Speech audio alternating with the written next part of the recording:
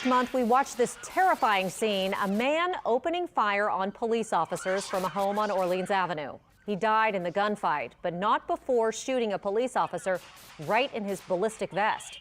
That officer survived, but he'll have to live with those images burned into his memory.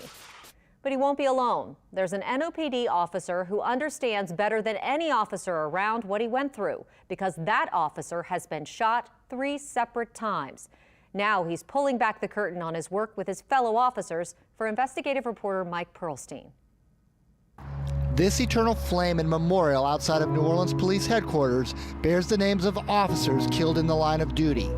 Darrell Holloway was added after he was fatally shot in 2015. Marcus McNeil, known by fellow officers as Milk Dud, was gunned down in 2017. Officers who choose this as a career are making tremendous sacrifices.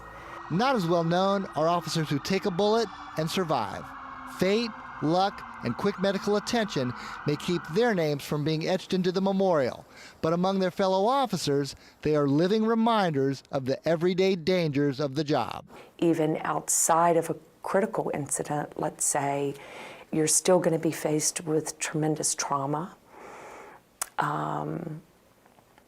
exhaustion, isolation. Perhaps nobody anywhere in the country knows more about the trauma of being shot in the line of duty than 28-year NOPD veteran Chris Abbott. Abbott has survived 3 separate shootings. A bulletproof vest saved his life in 1998.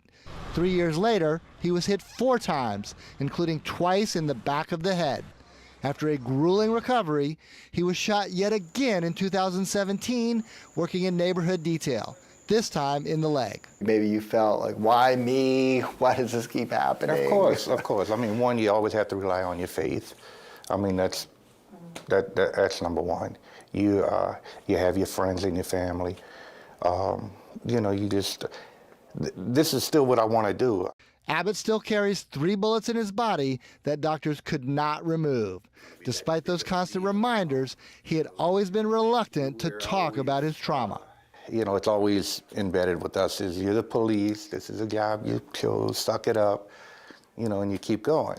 But those macho codes of the past are changing. Police departments no longer just focus on patching up physical wounds, but also providing ongoing help for psychological ones. And that's where Abbott has found a new calling as the NOPD's first ever peer support counselor. For some reason, they think that I've been involved in a few incidents.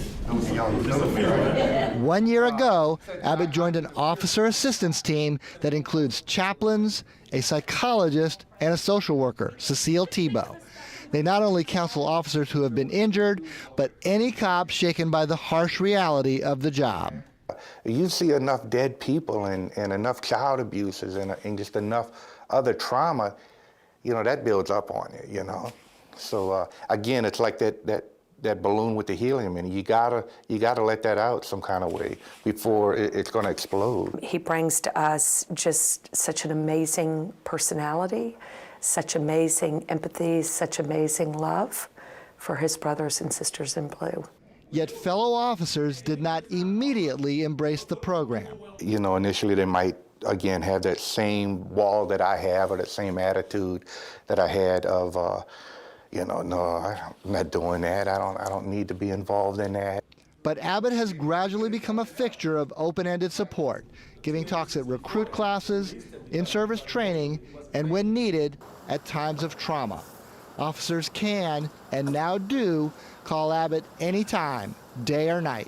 Most of the peer support is just talking, just one-on-one talking about something. People just want to be heard. That really struck a chord with me. Officer Juan Barnes had been on the force just 3 years when he was shot in the chest and leg in 2001, just 2 months before Abbott's second shooting. I was shot once in the chest and once in the leg, striking my tibia, fibula, and femur bone. The one that struck me in the chest, very close to my heart. There were no peer counselors back then. When you're in a situation like that, you kind of just feel like you're on an island by yourself. As Barnes suffered through 8 surgeries on his shattered leg, he remembers his lifeline, a commander who had survived his own bullet wounds, then Deputy Chief Mitchell Dussett. That man-to-man cop-to-cop conversation, and really meant a lot to me. You know, it really showed someone who I knew had empathy, but internally knew exactly what I was feeling. He's been shot on 3 different occasions. Barnes was among the first to welcome the new program, and Abbott as the first peer counselor. And that's just unbelievable to, you know, to have the fortitude to continue after something like that. I mean, when you talk about post-traumatic stress disorder, it's hard to overcome something like that. This is the spot where Chris Abbott was shot that 3rd time back in 2017. When we first approached him about doing this story, he was reluctant. But he finally decided to break his silence as part of his own healing. By going to different trainings, all of that is therapy for me. When I go and speak to the recruits and tell the story, it's all therapy for me, you know. What's their reaction to you when you tell your story? Initially, you know, everybody's like, wow, and they want to look at you as that hero kind of thing. But then the more we talk about it and the more I press on them, this is not, you know, it's not glory or hero, this is real life and this is what could happen.